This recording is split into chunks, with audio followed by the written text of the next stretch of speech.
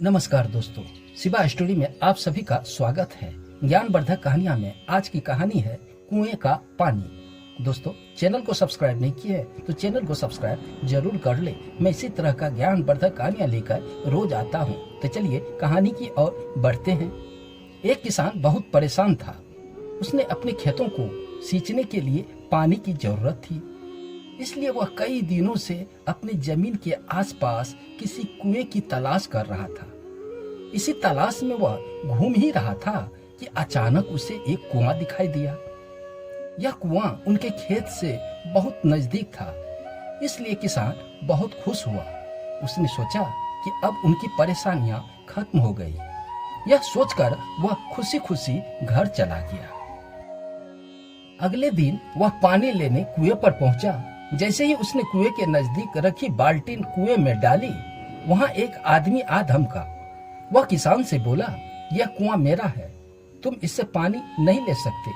अगर तुम इस कुएं से पानी लेना चाहते हो तो तुम्हें इस कुएं को खरीदना होगा। यह बात सुनकर किसान को कुछ देर रुका और फिर मन ही मन सोचने लगा कि अगर मैं इस कुएं को खरीद लूं तो मुझे कभी भी पानी की कमी नहीं होगी और न ही मुझे पानी के लिए इधर उधर भटकना पड़ेगा। फिर क्या था, दोनों के बीच रकम तय हुई। किसान के पास उतने पैसे तो थे नहीं, लेकिन वह यह मौका छोड़ना नहीं चाहता था। इसलिए किसान ने उस आदमी को अगले ही दिन वह रकम देने का वादा किया और घर की ओर चल दिया। किसान के लिए कुआं खरीदने का यह अच्छा मौका था, इसलिए वह इस काम से जरा भी देर नहीं करना चाहता था। घर पहुंचते ही उसने अपने कारीबारियों से, दोस्तों से इस बारे में बात की और कुएं के लिए तय की हुई रकम का इंतजाम करने में जुट गया। थोड़ी दौड़ भाग के बाद, कोशिश के बाद आखिरकार उसने वह रकम जमा कर ली। अब वह पूरी तरह से निश्चिंत हो चुका था कि उसे कुआं खरीदने से कोई नहीं रोक सकता। जमा हुआ पैसे को लेकर वह फिर घर चला गया। उसे बड़ी बेसब्री से इंतजार था कि कब रात खत्म हो और वह कुआं खरीदने चला जाए।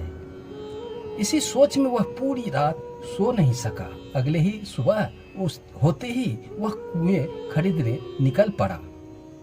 उस आदमी के घर पहुंच किसान ने उनके हाथ पर पैसे रखे और कुएं को खरीद लिया। अब तो कुएं किसान का हो गया।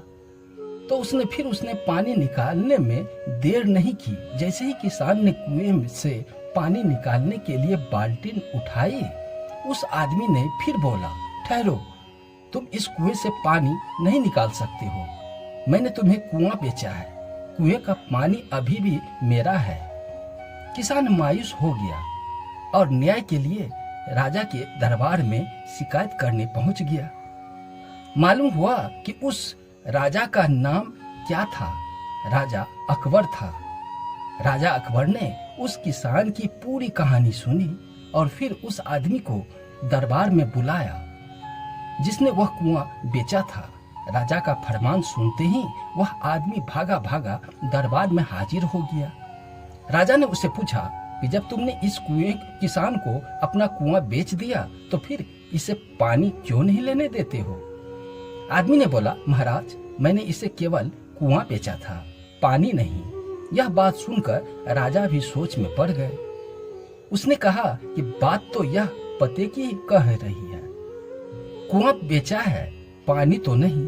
काफी देर सोचने के बाद जब इस समस्या को सुलझाने में वह नाकाम हो गया तो उन्होंने बीरबल को बुलाया। बीरबल बहुत ही बुद्धिमान था, इसलिए राजा अकबर किसी भी मामले में फैसला लेने से पहले उनकी राय जरूर लेते थे।